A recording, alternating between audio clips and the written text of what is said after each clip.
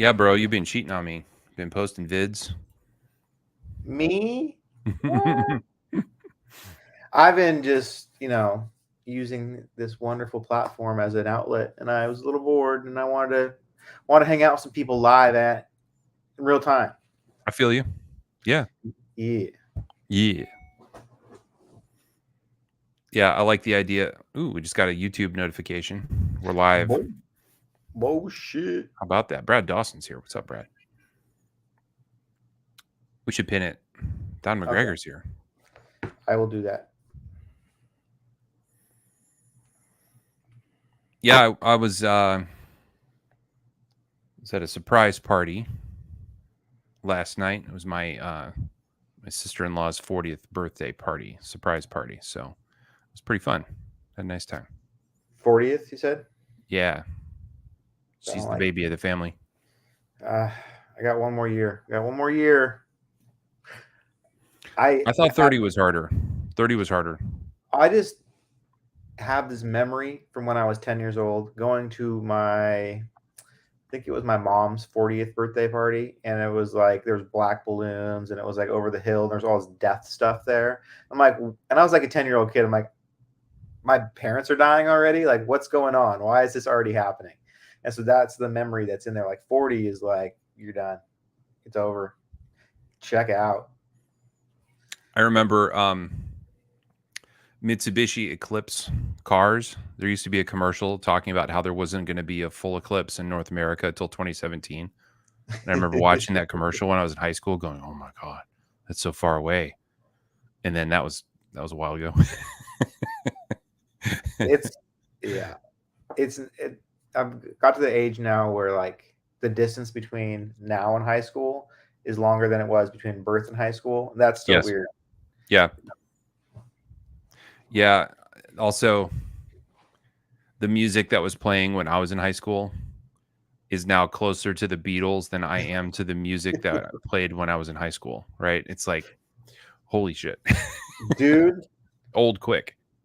I want to sound like old and not into music. I watch these TikTok videos that have like countdowns of like, these are the artists that have the most streams on Spotify. This guy's got 15 diamond songs off one album. And I'm like, who the fuck is this guy? Right.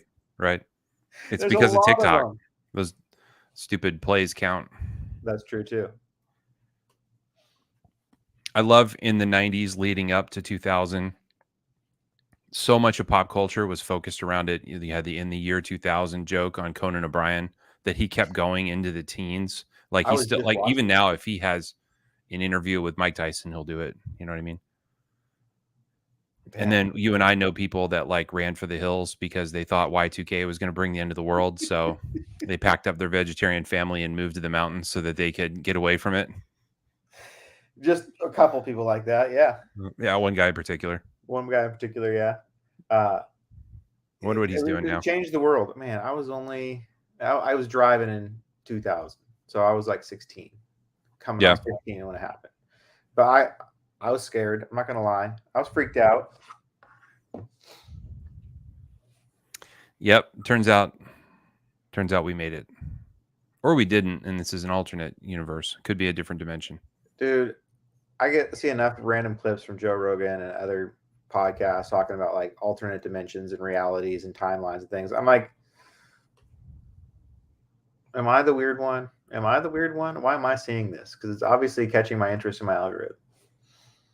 It's because 30 million people saw that podcast.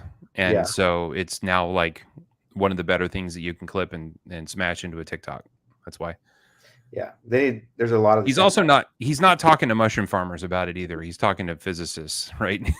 You're like Well, he does talk MIT to people. mushroom farmers. He talks to Paul Stamets. Paul Stamets is a mushroom farmer. What was that? What was that like implied thing the other day where he was like, I can't tell you because they'll kill me. Oh, about portobello mushrooms. Yeah. I guess Big Paul Portobello Stamets was looking freaked out.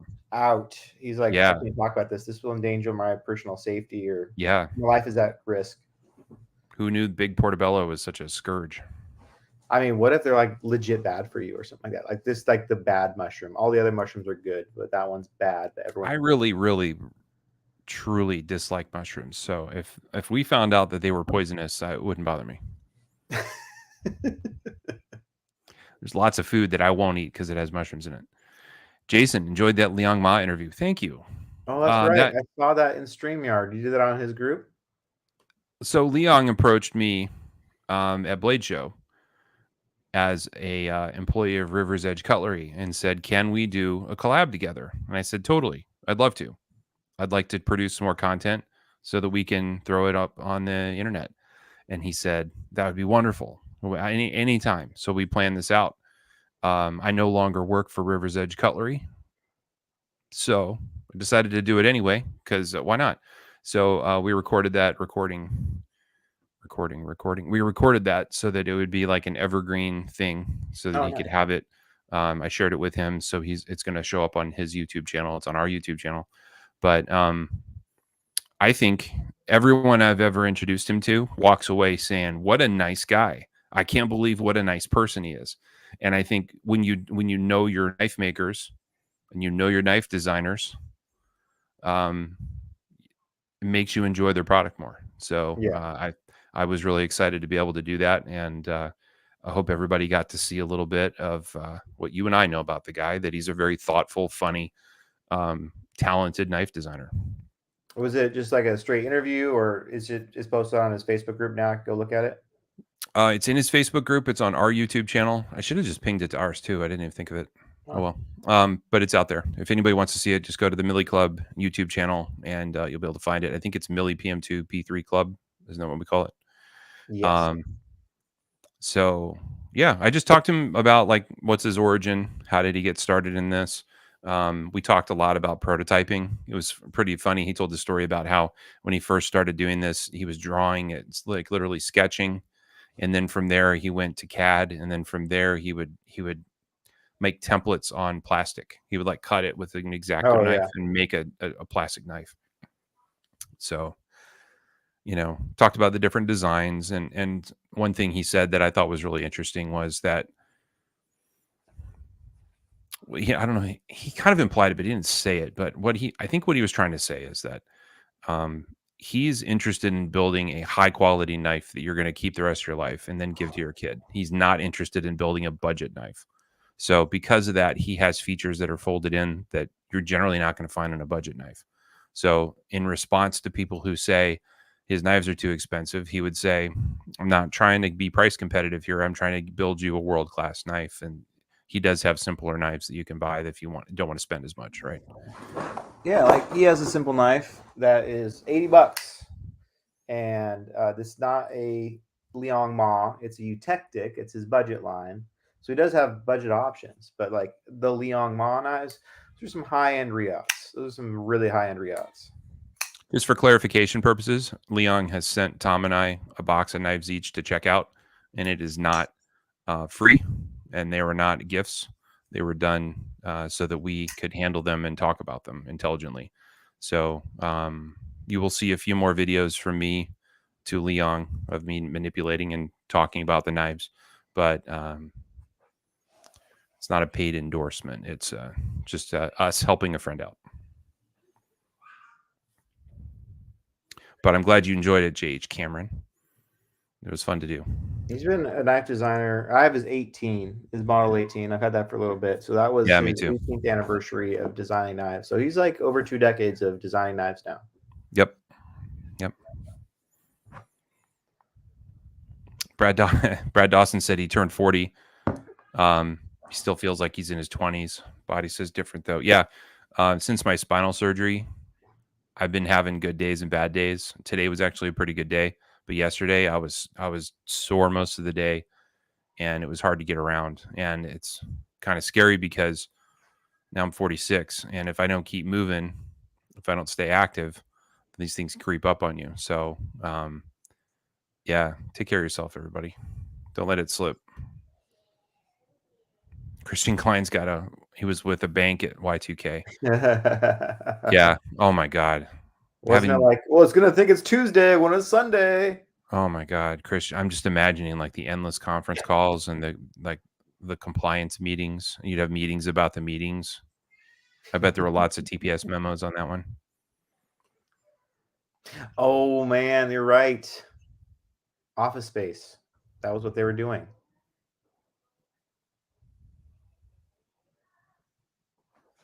Yep. No, they were.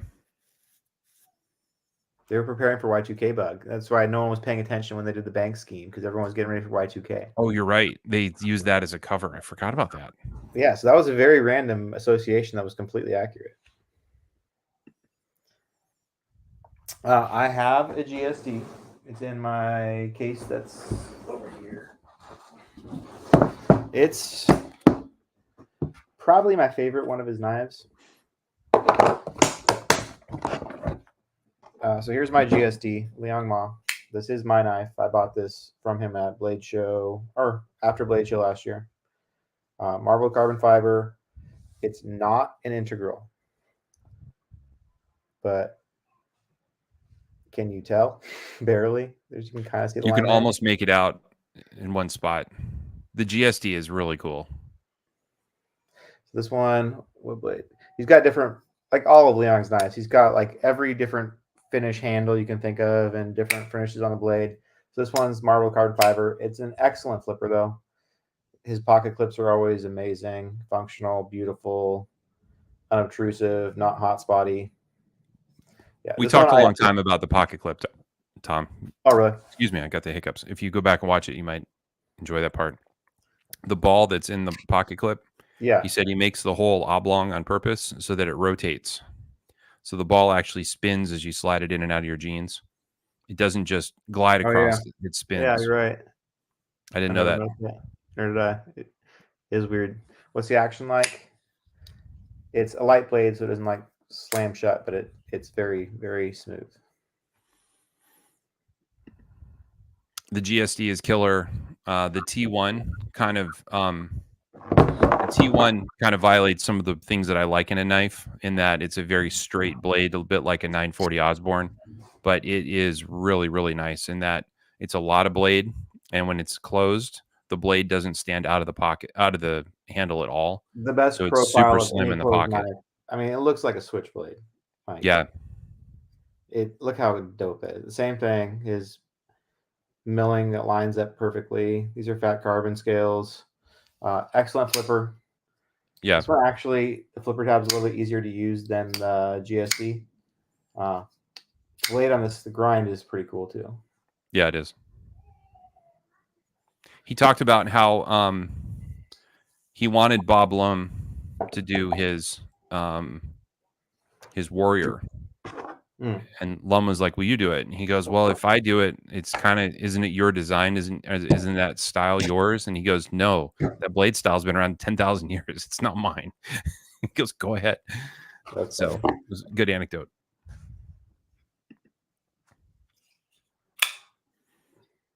These are the three I'm showing you are my three favorites. This is the cuff, which is kitchen utility folder, and there's a 1.0 and a 2.0. And then the 3.0 is a 3-inch one, and the 4.0 is a 4-inch one. So they kind of changed the naming structure as these have developed. But guess what, Tom? There's a 3.5 coming. Oh man, that would be a good size actually. This is a big knife. Like, this is a big knife. This might be my biggest. This is as big as a military. Yep. Just about as big as a military. But another cool knife, cool design, really fun to open.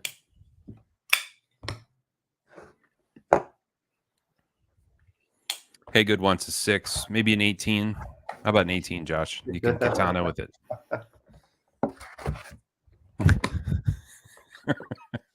PC load letter.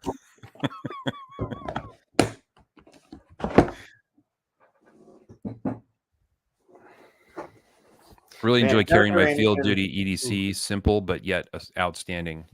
My only criticism on the field duty 3.5 that I have is, I suppose it's on the heavy side.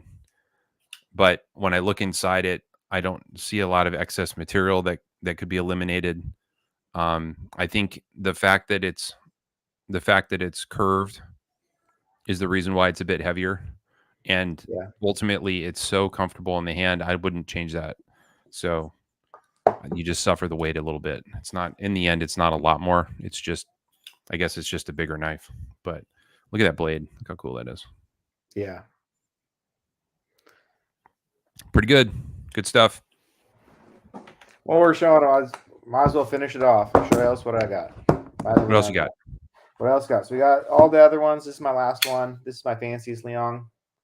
So this is a Model 18, and it's got a Damascene steel blade.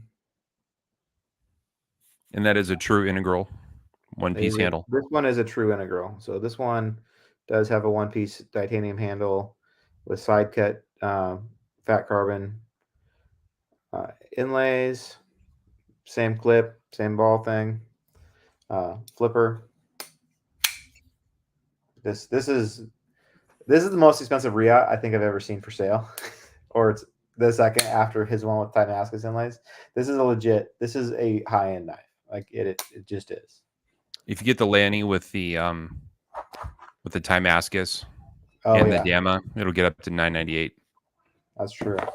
And I think the GSD is also available with Damascus. And That's right. They have the Damascus inlay ones. Yep. I got to handle a couple mini Ariuses at the Koenig table. If you asked, they had one. I think Krista had one in her pocket, and it's not the prototype; it's the new one. And then also Dan Hawkins had one that he was running around with. So I got to handle two of them. And I somewhere in my phone I have a comparison photo between the full size and the regular. But Tom and I don't have one yet. No, but emails apparently are starting to come. I've seen some already go for sale on the Koenig group, so they're starting to sneak out of the factory. Yep. Someone sold one on the Koenig group yesterday for only $925.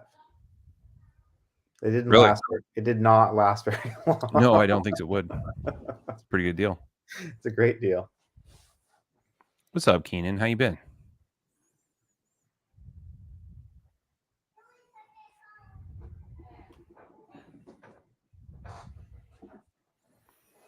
Let's see. Any news on the club knife? No news. Well, I got my friend Ted, who came on the show the other day and who's been getting deep into knives quickly. He got one of these yesterday, 2 days ago. Yeah. And he came over, and it was beautiful knife. It had some things that weren't quite put together right, and I cleaned it up and I put it back together, and he had a screaming deal on a fluted carbon fiber native. And so I've been seeing how excited my friend got about this knife specifically. He went through all of my knives, my whole case, and this is the knife. He's like, this is your best knife. It's gotten me kind of excited about it. Like, yeah, it's a good knife. I like it. I got it out. It's really, really, really sharp, which is fun too. I had a little project the other night. I took apart one of my Chris Reeves, and I put in a new set of inlays. Ooh, what's that? These are some sort of micarta that I bought from Hawk's Nest Customs at Blade Show. It's a really screwball material that is kind of a mint green color, but when you put black light on it in a light that doesn't look like this, anyway, it glows under black light. And I saw your reel about that. It looks like a hotel room, right? Looks like it looks like the lawyer's office from Seven. So yeah, it glows pretty cool. But getting the inlays out of this one was a challenge. I tried using some thinner to melt the glue that holds the inlays, but it didn't work. So I had to use a hairdryer. So I had to blast glued in. I had to blast it with a hairdryer for a while. And on the back side of the scales on a Reeve, there's a little tiny hole right about here. Oh yeah. So you just blast it with a hairdryer until you can poke it out. So it was a little scary getting the inlays out, but once I got them out, you've done it before though, right? I have. Last time the lacquer thinner got it out, but this time it wasn't lacquer thinner; it was paint thinner. But this time it wouldn't work right. It is a Sabenza. Once I figured out how to modify them so that they open and close right, I love them. But yeah, I had to kind of customize them a little bit. It's so funny, like getting to sharpen. I've sharpened a ton of them now, and every time I get one, I'm like, I want to like this. I wish I like this, and when I try to open it, I'm like, fuck, my finger hurts. I can't do that. A lot of them need dialed in that I see for sure. If yours are that easy to open, Got to dial them in. Hey, by the way, the pretentious, haughty attitude that the Facebook group has is not echoed in the company, right? It's a couple of dudes that run a Facebook group that decided a long time ago that they wouldn't allow any modifications of any knives in the Reeve group. That's their rule. That's not the company's rule. So, yeah, if you show a modified CRK in those groups, they just ban you. So there's a lot of people that have been tossed out of there for wanting to make the knife their own, right? Which is dude. sort of antithetical to Spyderco. Like we're all in the Spyderco experience together, modding our knives. I But those think two you need old to dudes start don't a allow group. it in their Facebook group. You need to start a spin-off group just like we formed the Millie Club. Spin off. You're into CRK. That's all you buy anymore. Every week you're like, look at my new Not all I CRK. buy. How dare you? Look at my new CRK. Oh, look at new inlays. You always got something brewing. Yeah. No, there's enough CRK groups. Okay. Yeah, you got to take care of the burrs on the washers, and then you got to get rid of the I call it garage door grease. You got to get rid of that, and then you got to take a little bit of the pressure off the lock bar. That's the best way to go. I don't know why those guys are such sticklers about it. They think they're preserving like I don't know. I think they're treating it like some sort of historical preservation, and that's fine, I guess. But it's also closed-minded, in my opinion. It's my opinion. If Stephen Thompson was in charge of the Facebook group.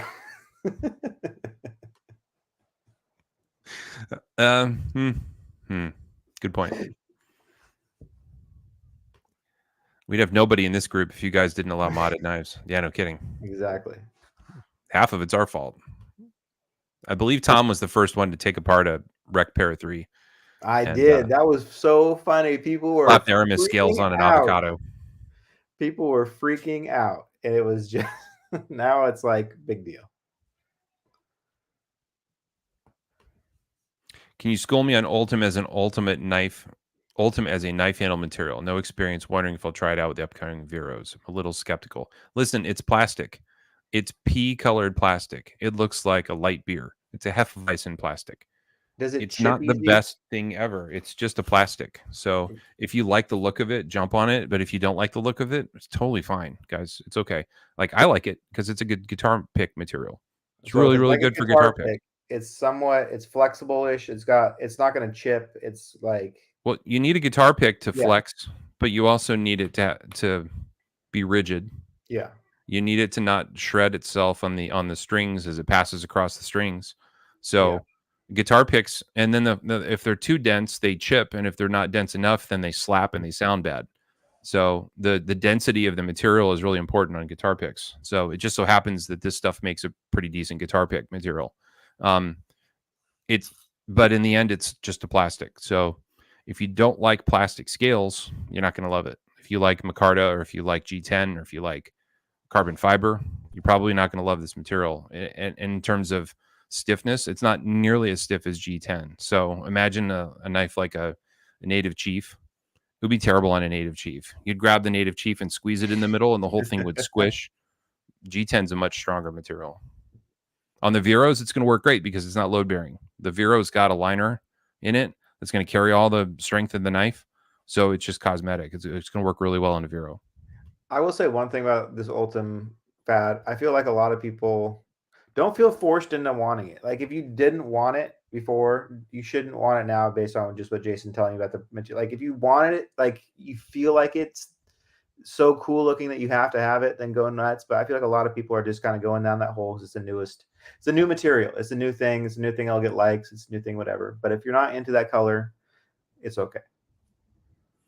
I know what you're saying, Patrick, but if you were to buy a $15,000 road bike, you would have to have it dialed in. If you bought a Ducati motorcycle, it would need to be dialed in. If you buy a very expensive handmade acoustic guitar, you're going to dial it in for yourself. So, I know what you're saying. Like it should come perfect, but even at $500, they don't have hours to spend, dialing it in the way that we do. I mean, think about it. Like Tom, how many, like your favorite PM2, how many hours have you spent tweaking on it? Hours I and hours, mean, right? I've taken them up. All of my knives get taken apart on a regular basis and chasing perfection. Like Right. it's a never-ending cycle.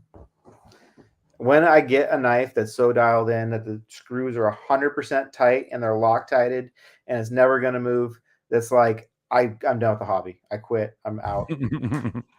I made it.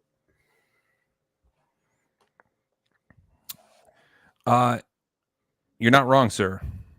An imamba. Are we calling it an imamba or an imamba? I don't want to call it an Imamba, but I think it is. But I have no idea. Let's go with imamba. Let's do that. It's like if a CRK and a sham had a baby, it would be that knife. So, Tom, on yours, if you want to get those inlays out, you would want to use a hairdryer. Okay. 4 or 5 minutes on high. Heat it up until the tie is hard to touch, and then they'll pop out. Okay. So there's not going to be mechanical fasteners or anything. It's just going to be glued in place. Okay. No fasteners. They're not going to use super glue on it because super glue is not going to stick to the titanium anyway. It's going to be a 2-sided adhesive tape, and it'll come out with some heat.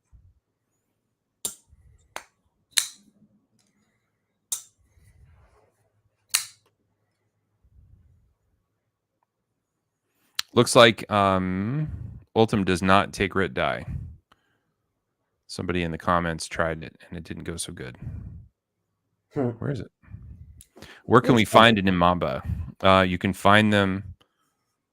African Sporting Creations. Is that what African Sporting Creations is the only dealer in the U.S. Isn't that right? I think so. You can also buy them direct from the maker, but only if they're in stock, and right now they're out of stock. So when we bought them at Blade Show, I accidentally found the receipt laying on my floor yesterday. And I actually, when I bought this, it was from African Sporting Creations, who I paid. Oh, interesting. Okay. They probably did the payment processing while they were in the States for the show. Yeah. So yeah, African Sporting Creations. We'll pull it up again here. Yeah, they are in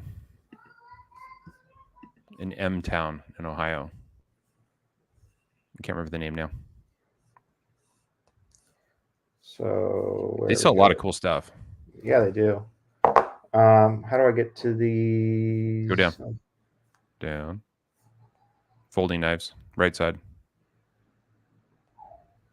Oh man, that one looks so good. A used one popped up in the group for $500, but it didn't have a flipper tab, so I didn't grab it. Ah, yeah. Yep. And this is Sean's, right? Mammoth Molar. Yeah, I think so. That's so baller. So yeah, that's where they're available. That's the only place they're available. Besides, if you can get them direct from them. He's in the group now, Ruan.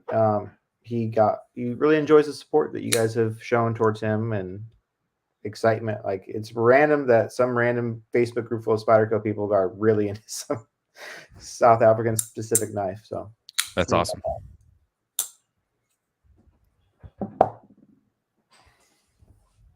No, we don't. That would have to be done as an exclusive order through a dealer. The dealer would have to sign an exclusive contract with Spyderco, and then they would have to put it through that program. So turnaround time is 3 to 4 years currently. So it'd be a while.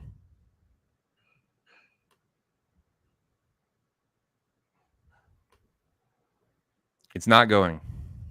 I don't work there anymore. It wasn't my choice. That's all I'll say about that. Hope Tucker's here. Hi, Hope.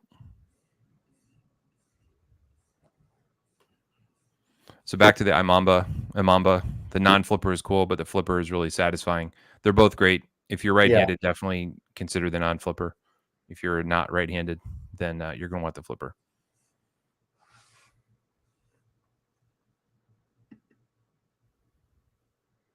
There's a Roosevelt lottery tomorrow.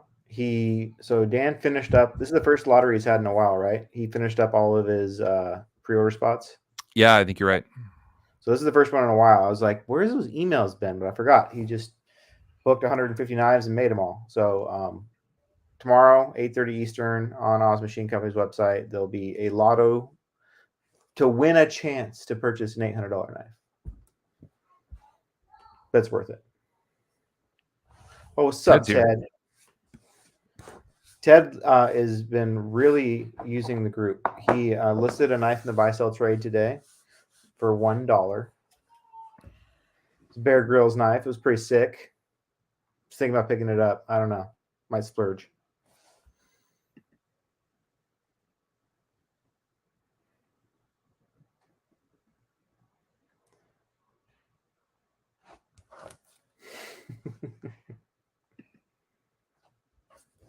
Yeah, like for real.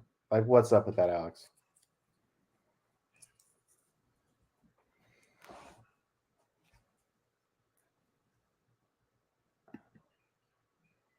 That'd be good. You have to include shipping in that price, though, Ted. So don't like sell yourself too short.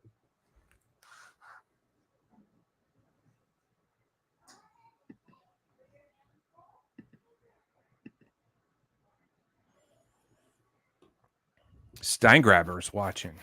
Yeah, he was wondering like what's up with like SPK. I don't know.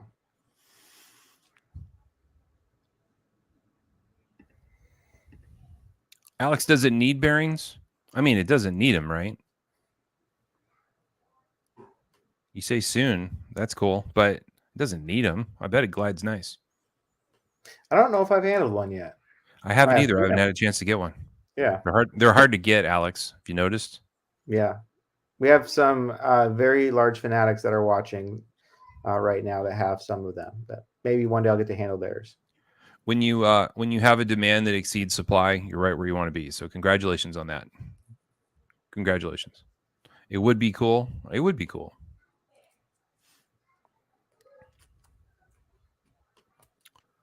You know, dude, actually, I heard a rumor you were thinking left-handed, so I'm kind of holding out. I don't know why you do that, but I appreciate it. If you do a run of lefties, I'll be right in line.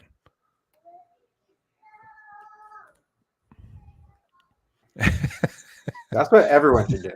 I mean, yeah, I wouldn't mind. He should That's just the rule. here. I heard that Alex will commit to be more kind. How dare you? He's perfectly calm, dude.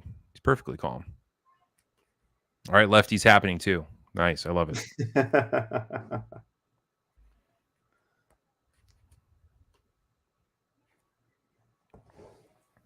Well, I got something ridiculous in the mail, Tom. I got myself a knife. Yeah. Okay. I got myself a Black Snow Customs mini opiate from the Slice drop. That's silly, crazy looking. This thing is ridiculous. So it's called the mini opiate. That means there's a full-sized opiate. This is the mini opiate. This was available through Slice, which is a knife store / jewelry store. And of course, it was designed by Natty Moore, the creator of the Subvert. So if you like a danger banana, you just might like a mini opiate. This knife is as bananas open as it is closed. It is a big fat daddy and definitely a pocket hog, let me tell you. But with M390 steel and this big fat crazy blade, it's pretty hilarious to cut with. That's funny. I only bought this because of my love for the Subvert, and I love Natty's designs. They're completely sick. I think he's a really cool maker. I like his attention to detail, and generally, I tend to think too much of a good thing is too much when it comes to exotic materials in a pocket knife. But for some reason, I give him leeway because he just pulls it off. Well, they look good. His knives are attractive looking. He doesn't make them look gross. Right. There's something really crazy about this wacky asymmetrical, like almost cartoonish shape that it's really fun. So that looks like something you'd want to go like chop stuff with. It looks like fun. I mean, I don't know. It looks like a drawing of a car drawn in the 40s of what they thought the future cars would look like. You know what I mean? But yeah, it was available in 4 different versions. There was I think a micarta, there was a marble carbon fiber, there was a damasteel marble carbon fiber, and then there was something else, but I don't think they made many of these. But I jumped on it the other day. They sold out pretty fast, and I have no business owning this knife. But So did it's you get pretty that on sweet. the drop then? Yeah, I got it on the drop. Okay. I think a week ago Friday they were dropped at noon. No, that totally went under my radar. Usually I'm aware of most of the Riyadh stuff. That's pretty cool. It's definitely for removing fingers. It will definitely take a finger off. Seth's got one. His is a V1. This is a V2, and I noticed the pivot's a little better. It swings nice, and then the pivot collars look cool. First come, first serve pre-order next week. Nice.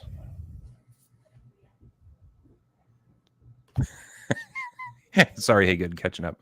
All the lefty lefty Lamias will be friction folders. Yeah, probably. You guys are really commenting like a lot. Do we need to get clarification, or is it just me? Is it Lamia or Lamia? And we could get the actual answer right now. Yeah, Alex, is it Lamia or Lamia? 1 or 2? Lamia 1, Lamia 2. I think it's Lamia. We will see. Now we'll sound educated. My daughter used to have a little stuffed animal named Lammy. Thanks, hey, good. 2. I've heard him say Lamia on his live streams. There you go. Al Pacheco said to unblock him. When I told him you said what's up yesterday when he was asking to be roasted. Who's blocking him? Are you joking? I think Alex blocks some people, but there's a little gotcha on the comments. Sometimes you got to do that. I understand it. I get it.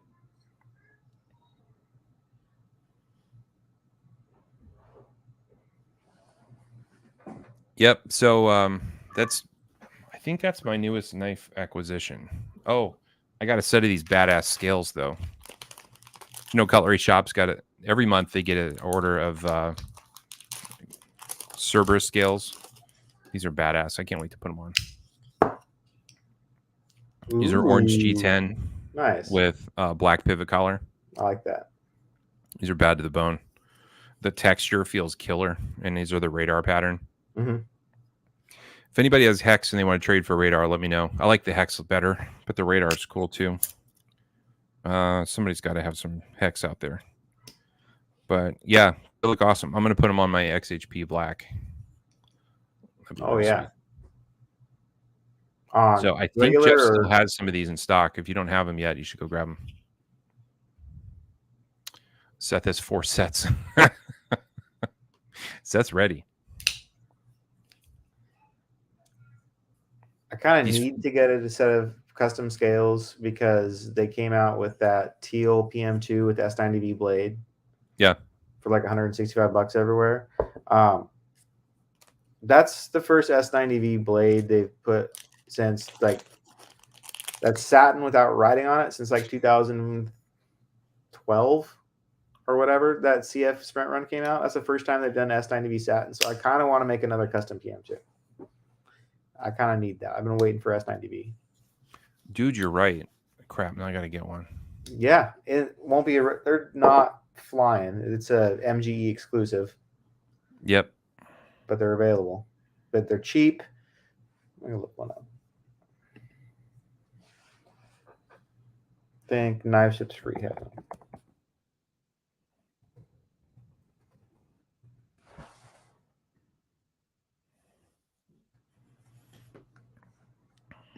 Paul Zimmerman went deep on the RGT scale set. Dude, he was going wild. He's been doing some shopping. That boy goes serious. Where'd it go? It just disappeared. It was right here. Here you go. So $165. This I don't like that place. They rip you off on shipping. I know. Besides that, it's all right though. I'm kidding, guys. It's called knifeshipfree.com. So the teal that Spyderco uses on G10 is super light, but if you want to get adventurous, you can dye those scales basically any color you want because they're almost white. They're so light. or you can just take them off and put on custom scales like everyone's going to do anyway, and you get an S90V satin blade. And S90V, I feel like it's been around for so long, and like you can get it on a Benchmade or you can get it on whatever, so it's not as exotic. It's a high end. It's my favorite steel. Like of things you can go buy, and now I can go buy it in a PM2 finally. Like my favorite pair of threes have S90V steel. Like it's fantastic, and now it's available, and it hasn't been available forever, basically. It's been a minute since I checked the chart, but I'm pretty sure it's the highest edge retention stainless steel that you can buy. I believe so. No. 125 and M398 are slightly better in edge retention, but only slightly. And you can't buy those in a PM2 yet. Can't buy those in a PM2 yet.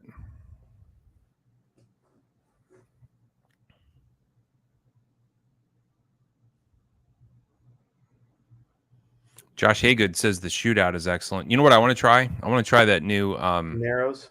The new Narrows. Yeah, I don't know how I feel about it yet. It's interesting looking. It's not. I don't know. It's unique looking. It's thin. My guess is it's amazing in the pocket. It's probably very comfortable to carry, and then I like the blade shape. The lock is interesting. Yeah. Oh, is it not an axis lock? I didn't look at that too close. It's essentially an axis lock, but it doesn't have the standard barrel with the Omega springs. It's a new version of it. Okay. And I could be wrong, but I think it's similar, but not the same as the Anthem. Okay. You like your Anthem too, right? If the Anthem had better bearings in it, and if they hadn't stonewashed the blade after cutting the bearing chases, so the bearings would glide better, it would probably be better. But I do like it.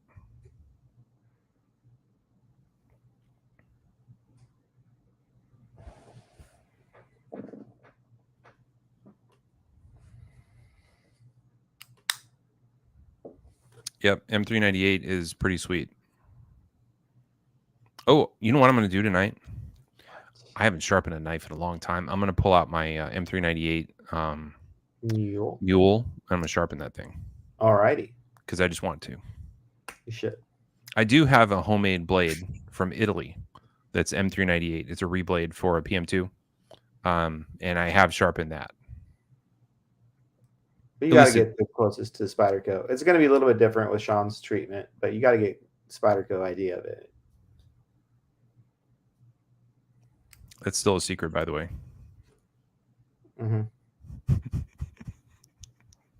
Whatever, so I don't even care. It's buried deep in an episode. No one will know except these 41 souls watching at the moment. Yeah. Tell us about the new Mule and T15 that's coming. I don't know what T15 is. I've looked up and on the Crucible site, they don't have a T15. There's a couple things that are similar to a T15, but I'm not certain exactly what that steel is. Let's see. Rex. There's an M15. There's a couple mules coming out. There it is. CPM Rex T15. So that one's the one that drops on Tuesday. Tuesday at 9 a.m. on Spyderco's website. The T15 mule drops.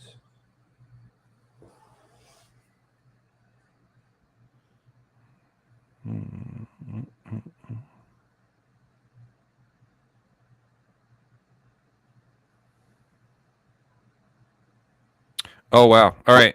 T15 is 12% tungsten. Holy cow. I don't know if there's a steel that has more tungsten than this. So it's super high in tungsten, and it's super high in tungsten, and it also has a lot of vanadium. See that big bar there, Tom? Yeah. That's tungsten. And then the next biggest bar next to it is vanadium. Nice. So looks like a lot of cobalt, chromium, a little bit of carbon. So it is definitely not a stainless steel at all. You said chromium, right? Or there is no chromium? What's that? You said there is or isn't chromium? There's 4%, but not a lot. Oh, okay. Yeah. You need 10% before you get stainless. So let's compare it to M4, which is also which is also a very tungsten, a high tungsten steel. CPM 4. Okay. So the blue bars are M4 and the silver bars are T15. Oh, wow. So if this thing has that much tungsten in it, what you're going to find is that it's going to be super tough. And based on what I've learned from Laren and from Sean Houston, tungsten is a desirable carbide, but not more desirable than vanadium. So if you look at 15V, it has a ton of vanadium carbide. So vanadium is a higher hardness carbide, and it's also smaller. I think the tungsten carbide is bigger and not as hard as the vanadium. So if I understand correctly, with a good heat treatment, you're still looking at a larger carbide. And what you want is you want very small and you want homogeneous carbides. That's the best way to do a blade steel. So it'll be interesting to see what guys come up with on this. I'm guessing it's pretty tough. It's probably pretty tough. Or I could also see it go another direction, and I could see it being chippy, where the carbides come out. Yeah. So I don't know. I'm not enough of an expert in that. I just know that from what I've heard, tungsten is not as desirable as vanadium. Also, look at the heat treat response for T15. You have to get it hot AF. I imagine Alex has already been around the block on it, so he's probably already tested it. I'd be interested to know what you think, Alex.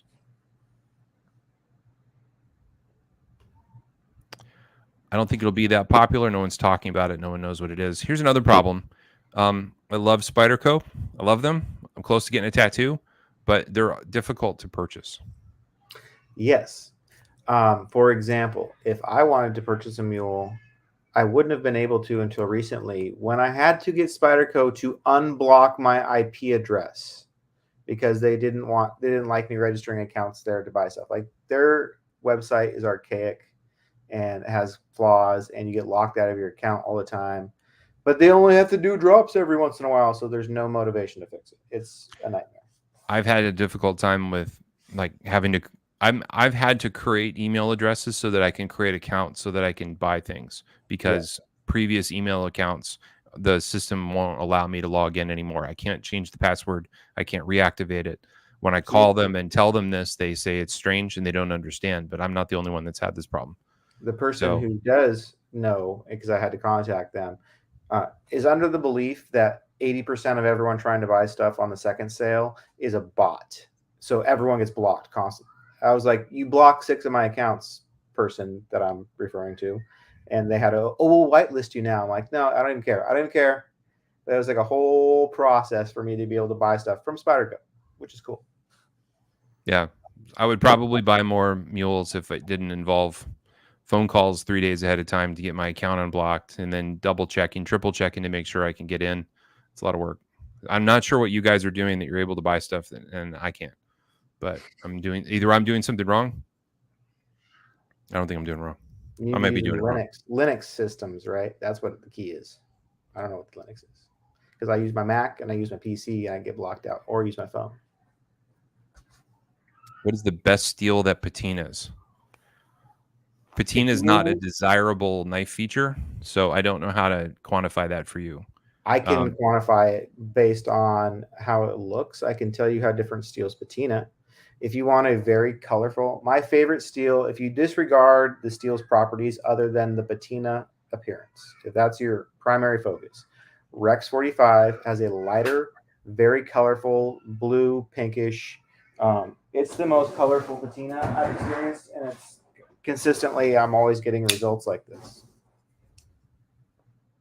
It's so hard to get in the light. So it's light. It's really hard to catch patina. There you go. So Rex 45 patina is colorful and light. M4 patina is much darker. So if you see like knives in the group and it's a dark, and they say the patina is probably M4. K390 it's one of the less attractive ones. It's kind of grayish with purple spots-ish kind of show up, but it's more matte kind of just tone. 52100 patina is wild, absolutely insane. 52100. If you want the craziest looking patina, it's 52100 for sure. Maximate can go subtle or it can be wild. It's always different. So Maximate's like, I've done quite a few and they've all turned out totally different. If you want easiest to patina, it's probably going to be 52100. 52100 patina is obscenely easy. So that's one that if you really want it easy to go, that's the one to do. 10V patinas similar to K390, kind of nothing too special. Really, Rex 45 is the one that I always recommend if people have that want to try out patina because it consistently turns out the same. Like if you don't want a subtle look, then it's not for you, but it's consistent and it always turns out nice looking. It doesn't make your blade look ruined.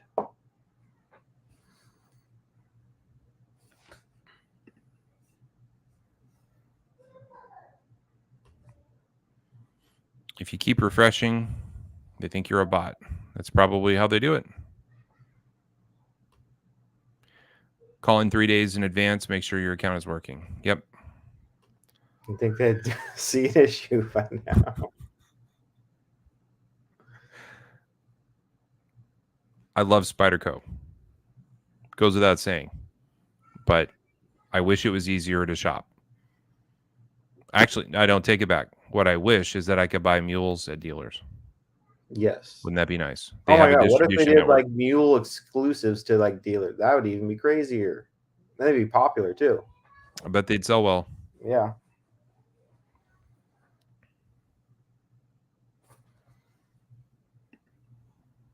Trying to catch up on some of these back here. Ted wanted to know the difference between 20CV and S90V. So Ted, there's three main characteristics with knife steels. There's edge retention, there is stainlessness, and then there's toughness. So you can pick two. You can't pick three. No steel is good at all three, or excellent at all three. 20CV is extremely stainless. It has average edge retention. It has average toughness. So its main characteristic, no, it's average. It's below S30V.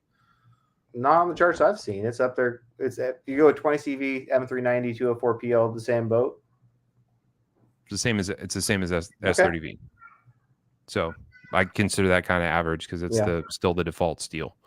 So it's a great steel, but it's super duper stainless. So for guys that are carrying a knife in the summertime, or you're going to carry a knife that you're actually going to cut food with, it's a wonderful choice. S90V is less stainless, but what you lose in stainlessness, you gain in edge retention, and then the toughness is about the same. So it's a cutting machine in that it has so much more vanadium in it. So it's a lot. See, 20CV has a lot of chromium, Tom, whereas S90V has a lot more vanadium. So that's why the edge retention is a lot better. But chromium makes a knife stainless.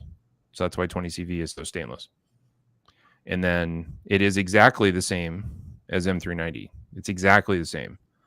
If I gave the same peanut butter formula to Jif and Peter Pan and Skippy, and I told them all to follow the recipe exactly the same, that's what you would get with 20CV, M390, and 204P. It's exactly the same formula. Just one comes from Sweden, one comes from New York, and one comes from Pennsylvania.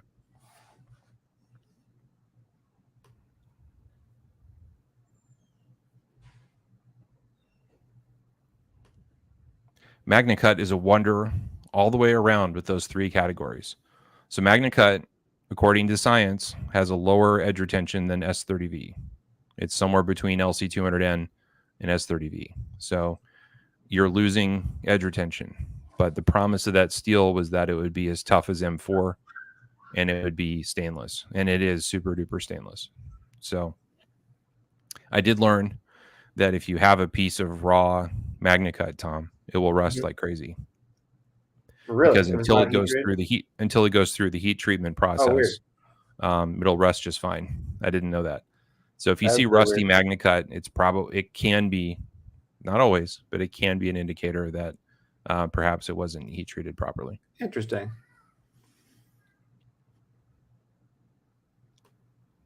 I don't think I'd agree with that. I find S90V to be not as easy to sharpen as most steels. So if you made a big pile of all the steels and I had to choose out like the 5 that are harder to sharpen than the rest, then S90V would probably be among them. I find it doesn't burr super fast. Also, if you're reprofiling it, you're going to be there a while. All that vanadium that's in that steel, it just takes a long time for those diamonds to cut through it all. I had to reprofile an S90 PM2 their day significantly. It took me a long time. Right. I was talking to Chris Ortiz at Cerberus Knives the other day, Tom, and he was telling me that every time he makes a fixed blade, he burns through a 30. What is it? I shouldn't say now. He was telling me that like how many belts he needed per knife. Yeah. And now I don't know if it was per knife or per batch, so I probably shouldn't say. But it was a surprising number of belts, and he was like, I might need to raise the prices on my knives. I've never had to do that, but the belts are getting a lot more expensive. And I said, I don't think anyone's going to mind. It's okay. Like life's getting more expensive by the day, so you got to charge what you got to charge. But yeah, the number of belts was surprising to me. So I'll have to let him tell that story. Maybe we'll have him on and he can tell us. But yeah, some of these steels really. I know when I ordered those 121 reblades, the guy that made them for me, one thing that he was really angry about was I think he said he went through 15 belts to make those two blades. I was like, well, charge me for it. It's okay. But if Alex is still watching, he can attest to that. Rex 121 takes a minute. I had 2 days ago, I did a repair on a Maxman Para 3 and it had a chip in the edge. I'm like, of course it does because it's a Maxman knife and they do that.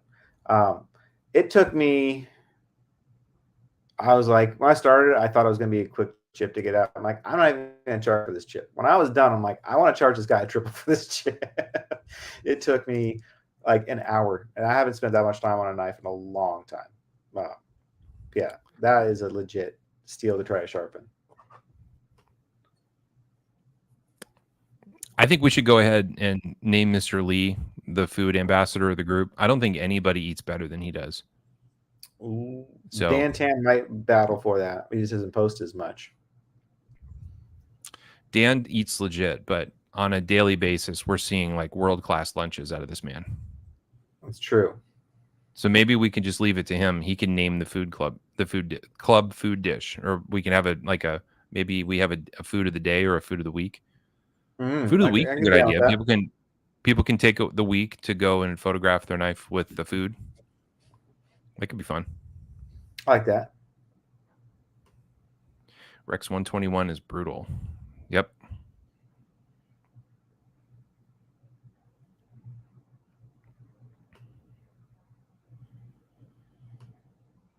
Some of the best seafood I've ever eaten in my life was in Seattle. Oh, for sure. For sure. Yep. Do they understand chowder though? I mean, there's legit chowder in Portland, and I don't see why there wouldn't be legit chowder it's a coastal city, so that's just chowder. It's okay.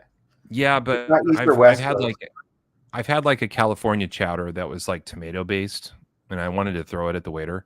I've never had tomato based chowder in my life. It was red, Tom. It was like, what? I believe you. Who did this? Who hurt you? Why did you do this to us? Like, why are you passing the trauma on to your food people? But I believe that's called Manhattan style clam chowder. Is that what it is? It is Manhattan style, isn't it? Yeah, that's all East Coast. So I'd say it doesn't matter the coast. You can do clam chowder right. We got good dairy. We got good seafood out here on the West Coast. We got potatoes. We have all the parts for the chowder. So you know what it probably is? I bet the New Yorkers are they hate Boston so much that they don't want to do the New England style. Yep, probably. You can't do that. Hey, for those of you watching on YouTube, you may not be comfortable with this, but we do spend a lot of time talking about food. So we can get back to knives if you want. What other exclusives are coming out? This is interesting.